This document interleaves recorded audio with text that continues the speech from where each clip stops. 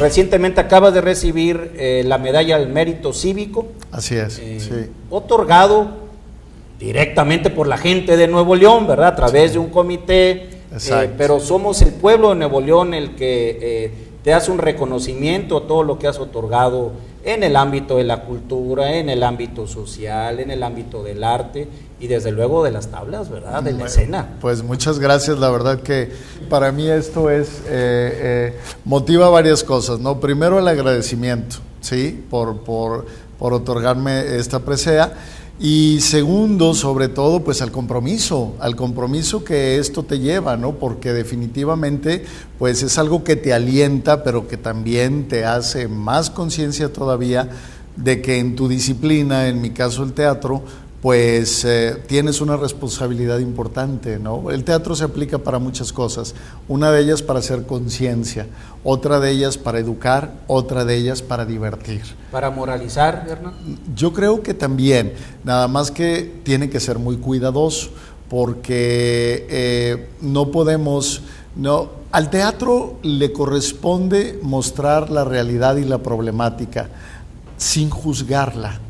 Al espectador le corresponde solucionar aquello que crea que puede hacer para bien de las cosas que se muestran en la historia, ¿no? Sesgo del autor que trata de encaminar el auditorio hacia cierta posición cívica o cierta... De pronto sí, sobre todo a la conciencia, ¿sabes? Sobre todo en estos tiempos en que todo está tan globalizado y se confunden tanto desde las tradiciones, ¿no? Desde la cultura misma, que ya sabemos que cultura pues es un término amplio, pero como ahora está todo generalizado de pronto, sí, definitivamente sí lo es. El teatro es un vehículo para ello.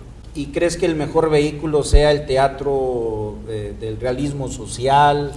¿O qué géneros en el que tú, que has incursionado en muchos, te sientes más cómodo, mejor instalado? A mí personalmente, como una persona gozosa de realizar la disciplina del teatro, a mí me gusta mucho la diversidad. Como bien dicen, ya sabes, en inglés, a play, una obra, y play es jugar, tiene mucha referencia el teatro con el juego. A mí me ha gustado siempre jugar con la diversidad de los géneros teatrales. Dentro de lo que tú dices, un estilo muy poderoso pues es el teatro de conciencia social, ¿no?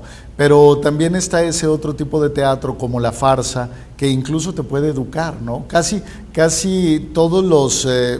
pensando en los niños, ¿no? Las cuestiones del teatro infantil casi siempre son farsas didácticas que pretenden, el buen teatro infantil, ¿no? Claro. Que pretenden que el niño haga conciencia de la ecología, de su salud, de los valores, del comportamiento, de la amistad, todo esto, ¿no? Entonces, en general, me gustan mucho la diversidad teatral, pero sin duda el teatro que tiene mucho más poder pues es aquel que hace conciencia en el espectador. ¿Qué te motiva a ti a hacer teatro? ¿Te lleva a burlarse un poco de los comportamientos hipócritas de la sociedad? ¿Te lleva a hacer conciencia de que vamos por mal camino y que al final está el precipicio como pueblo? Sí. Bien, aquí yo dividiría la respuesta en dos cosas, ¿no? Una muy personal, que es una necesidad de contar historias, que esa creo que está implícita en cualquier relator o literario o escénico o fílmico. Hay una necesidad que tiene uno, esa necesidad que tenemos desde los hombres de las cavernas de juntar a un grupo de personas y contarles una historia. Esa sería la básica, ¿no? La instintiva. Pero la siguiente, sí hay una necesidad y una responsabilidad, sabiendo que durante mi vida he aplicado con el vehículo del teatro la posibilidad de atrapar a la gente durante un par de horas o hora y media para contarle algo, pues definitivamente sí hay un esfuerzo en tratar de contarle algo importante, ¿no? Y eso es, no de ninguna manera burlarnos. Yo apuntaría más honestamente hacia hacer una conciencia de cómo nos llevamos entre todos y de cómo nos percibimos. Esa es otra, cómo nos percibimos, porque hay muchas nubes entre nosotros como seres humanos y como sociedad, Y claro que sí, advertir hacia el abismo que o podemos caer o estamos cayendo. ¿Estamos cayendo? Yo creo que somos producto de lo que nosotros hemos permitido que se evolucione en la sociedad, ¿no? Y estoy hablando de todo, desde contaminación, desde cómo crecen nuestras ciudades sin una conciencia para respetar la ecología, para respetar la convivencia y definitivamente esas cuestiones que tenemos muy vivas en nuestro país de diferencias de clases sociales, ¿no? Si bien no hablamos de racismo, pero sí hablamos de diferencias de clases muy marcadas que afectan mucho. Se está presentando en la ciudad de Monterrey una obra que es quizá un punto de quiebre para la conciencia regiomontana. Es una obra de teatro dura, fuerte, con grandes dosis de humor. Se llama Mármol en el cielo, que me parece un título muy afortunado. Gracias. Del cual es autor el propio director, don Hernán Galindo, y bueno, uno sale un poco consternado. No sale uno como suele salir uno de las obras convencionales, con el espíritu depurado, satisfecho. Hay mucha inquietud después de ver esta obra. Esa es una de las funciones del teatro, generar una polémica para poner ciertos temas sobre la mesa a los cuales pues hay que darle solución, ¿no? Por ejemplo, en esta obra hay un detalle sumamente delicado. Hay un niño que es heredero del comportamiento de los adultos y como tú ya pudiste ver, pues es un niño que si bien tiene la ingenuidad propia de un infante, también está afectado por ese comportamiento, por esa ambición, por ese pequeño espíritu monstruoso que hay. Mira, yo te comento algo, Eloy. A mí me sorprende mucho la respuesta ante esta obra. Va incluso más allá de lo que yo imaginaba. Te voy a decir por qué. Bueno, personalmente, pues porque estoy muy acostumbrado a leer, por ejemplo, a William Shakespeare. Si tú lees las obras de William Shakespeare, que tienen varios siglos de haber sido escritas, obviamente, te das cuenta que sus problemáticas tremendas sobre la ambición, sobre la lucha por el poder, sobre la condición humana, los celos, la pasión, y por otro lado, cosas de un espíritu, una espiritualidad y una belleza maravillosas. Bueno, a mí eso no me sorprende, ¿no? Desde hace mucho se ha hecho con el teatro. ¿Qué pasa ahora con esta obra? Pues que quizá de pronto el mismo público no está acostumbrado a ver obras contundentes. Casi siempre se maneja la comedia ligera, se manejan entretenimientos que de pronto hay más chistes que un contenido dramático y cuando en esta ciudad aparecen este tipo de temáticas es porque vienen de otros lados o porque las hacen grupos de chicos de teatro experimental donde no tienen mucha trascendencia cuando deberían de tenerlo, ¿no? Pero entonces de pronto llega una obra así y a mí me sorprende que sorprenda tanto, porque uno llega a pensar que realmente las personas están conscientes de esto y resulta que no. Aquí lo que llama la atención es que el fenómeno del teatro, que es un espejo, saque estos temas a la luz, pero para mí siempre han estado muy claros, muy claros. Yo no sé para el resto de las personas, ¿no? Ahora, de pronto sucede también, yo no sé qué pasaría si esta obra la ponemos en la Ciudad de México. Quizá no cause tanta polémica, ¿sí? Porque hay otro tipo de conciencia, ¿no? Ante los espectáculos mismos, ¿no? Pero si la montas en Guadalajara, la montas en Puebla, en Guanajuato. Y en ciudades de Estados Unidos probablemente. No será lo mismo si la pones en Nueva York que si la pones en Boston. Claro, Boston o si la pones en... Estamos de acuerdo. Así entonces, esa es la maravilla del teatro, que el teatro genere polémica. Yo creo que una buena obra de teatro no termina cuando se cierra el telón. Una buena obra de teatro continúa en la conciencia del espectador y se va a la mesa donde los espectadores fueron a cenar y la discuten y dicen y comparan y luego empiezan las comparaciones. Tú hablas de una obra de teatro como una obra abierta. Definitivamente. Donde el autor se Sí. convierte también el propio público en... Por supuesto, en participante, ¿no? ¿De dónde viene Mármol en el Cielo? Yo estuve apoyado por el Sistema Nacional de Creadores Artísticos del Consejo Nacional para la Cultura y las Artes durante 3 años con un proyecto para escribir 3 obras. Mármol en el Cielo es una de ellas. Mármol en el Cielo yo la traía en la cabeza desde hace muchísimos años. Te puedo decir que desde hace más de 15 años, porque yo tenía la inquietud de escribir una obra que estuviera estructurada en una tragedia griega. Mármol en el Cielo tiene una estructura de tragedia griega como las de Eurípides, bueno, con todo respeto para los grandes trágicos, ¿no? Pero ¿a dónde quiero llegar? En las tragedias griegas, la mayoría de las veces, los personajes son personajes muy poderosos, de relaciones muy cercanas, Edipo, Medea, Agamenón, Electra, ¿estamos de acuerdo? Las referencias de varios personajes son romanos. Definitivamente, ¿no? Por eso se llama, también por eso se llama Mármol. Ahí sí hay una preferencia. Entonces, también la tragedia griega, como la Orestíada, es una trilogía, que es lo que yo hice con Mármol en el Cielo. En la primera se llama Faraones y tú ves a una pareja con su hijo y su sirvienta. En la segunda, que se llama Diamantes, ves otra parte de esa misma familia. En la tercera ves una familia más grande, pero finalmente todos están entrelazados. Entonces, esto tiene una estructura de tragedia griega. ¿Qué sucede en la tragedia griega? ¿Cuál es una de las constantes principales? La tragedia griega se distingue porque el personaje trágico tiene un deseo, puede ser bueno o puede ser malo, pero siempre sabiendo que si lo realiza va a violentar, a transgredir algo muy importante por lo cual va a ser castigado, y como quiera lo hace. Te voy a poner un ejemplo. Prometeo, Zeus le dice, no le puedes llevar el fuego al humano porque lo vas a iluminar.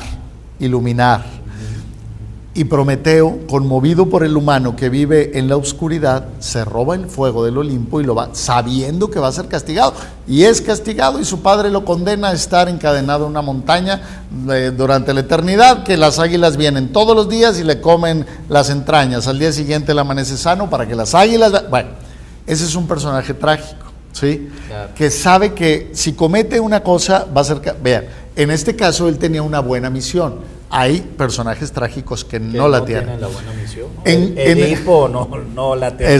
Medea mata Medea es engañada por su marido y para que el marido sufra, mata a sus hijos. ¿Sí? Es tremendo. Y es la misma leyenda de la Llorona. ¿Estás de acuerdo? La leyenda de la Llorona, sí. Entonces, traspolando escenarios, ¿verdad? Yo lo que hice fue tomar personajes trágicos de la mitología, tomar la estructura de la tragedia y ponerlo en el mundo contemporáneo.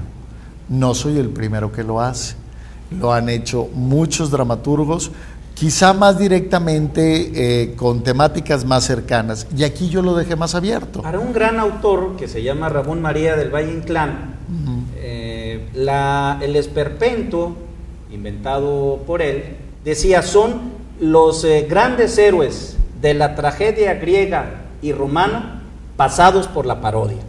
Definitivo, sí. Que es una definición con la que pensé, sin ánimo de tampoco secuestrarla, pero que puede dar ciertas pistas a donde quiere llegar Mármol en el Cielo. Sin duda. De hecho, me parece una obra esperpéntica, dicho para bien. En algún momento lo es, sobre todo por algunos personajes y por la ironía.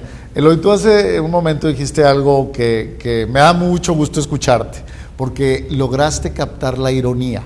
Y si cuando viste la obra también te reíste en algunos momentos, eso también me agrada, porque dentro de la tragedia misma está el que nosotros como seres humanos, y más como mexicanos o latinos, nos reímos de pronto de las cosas difíciles o trágicas, porque no lo puedes creer, ¿no? Porque los personajes, como en Mármol en el Cielo, llegan a algunos excesos que te ríes porque dices, no puede ser. Déjame compartirte que he escuchado algunos comentarios de personas que han estado como público y que dicen, es que no puede ser. Y yo les digo, es que todas las historias, yo no quiero decir que las historias estén basadas en alguien, pero finalmente... Tiene una referencia, un basamento real. Claro. Definitivamente. Sí. Hubo alguien que me dijo, no es posible que a un niño en esas condiciones físicas lo traten tan mal. Y dices, por favor, bueno, estamos de acuerdo. Sin duda. O sea, yo quisiera que se sacaran a la luz las historias de lo que ocurre en las casas de salud. Es parte también el pasar tu obra en el tamiz de la hipocresía. Cuando comentamos que no es verdad lo que estamos viendo en la escena, cuando aquí es mucho peor, claro. en la realidad. A mí yo me sentí con una constelación de sentimientos encontrados cuando estuve viendo Mármol en el cielo, muy similar a la puesta en escena de una obra precisamente también de Valle Inclán en Madrid, que se llama Los cuernos de Don Friolera, que es una trama también muy trágica, tremenda. El marido que siente él sin pasar de ser meras sospechas que su esposa lo está engañando, mata a la esposa, después se da cuenta que no es verdad, por una especie de continuación trágica, asesina él personalmente a su hijo sin pretenderlo y luego se mata a él. Bueno, todo eso está en una atmósfera de sonrisas, de ironía. Entonces, es increíble que a lo largo de la presencia de esta obra, de Los cuernos de Don Friolera, de pronto estuviéramos riendo de una escena claro. que es en realidad tan trágica como lo que presenciamos aquí en incidentes violentos en México y concretamente en Monterrey. Bueno, la misma sensación, queridos amigos, y esto es una invitación a que vayamos a verla, pero no con la sensación de disfrutar o de sentir un momento placentero en nuestras vidas, no. Es para tomar conciencia y para darnos cuenta de que algo nos está sucediendo grave como sociedad y que sin embargo, viéndolo con cierta distancia, nos hace reírnos de nosotros mismos. Claro. Es algo que tú provocas también en una buena parte de las escenas de tu obra, como lo hizo también don Ramón María del Valle Inclán, aunque con un oficio que no tenía don Ramón, y que tú sí lo tienes perfectamente agudo y desarrollado, que es el manejo escénico. Gracias. De algunos años. De muchos años. ¿Qué le hace que él tenga agilidad? Una obra que en realidad es un entramado de historias. Así es. No eres un contador de una historia. Puedes darte cuenta que podríamos separar las tres y cada una de las tres sobreviviría sola. Sería una obra y ese perfectamente es también un juego como en el teatro trágico. Déjame comentarte algo tomando la palabra de precisamente lo que estás tocando, el reflejo social. ¿Qué pasaba en la época de Valle Inclán y qué pasaba con sus obras? ¿Qué pasaba con Federico García Lorca y sus obras como Bodas de Sangre? Bodas de Sangre, que es una obra maravillosa y poética, fue sacada de un hecho real, claro. De una mujer que huyó el día de su boda con el hombre que verdaderamente amaba, que era de otro pueblo y que había rencillas entre ellos. ¿Qué sucede con la casa de Bernarda Alba? Bernarda tiene varias hijas, viven en el encierro. Se dice que lo que verdaderamente Lorca quiso representar en la casa de Bernarda Alba era obviamente el franquismo, ¿sí? Y las 5 de sus hijas, los 5 territorios o maneras de pensar en que en ese momento España estaba dividida. Entonces siempre hay una segunda lectura de las obras, ¿sabes? Por ejemplo, si tú vas a ver Mármol en el cielo como un espectador que va a recibir algo y te quedas con la primera lectura, tú puedes decir, pues es casi una telenovela si te quedas con la primera lectura. Pero si haces la lectura segunda, que es la profunda, que es la importante, te das cuenta verdaderamente eso. Es un espejo social, es un espejo real, que no se refiere exactamente a una persona. Sería como darle mucha importancia a esas personas. No, se refiere a lo que nos pasa no solamente en Monterrey y en San Pedro, sino en el mundo.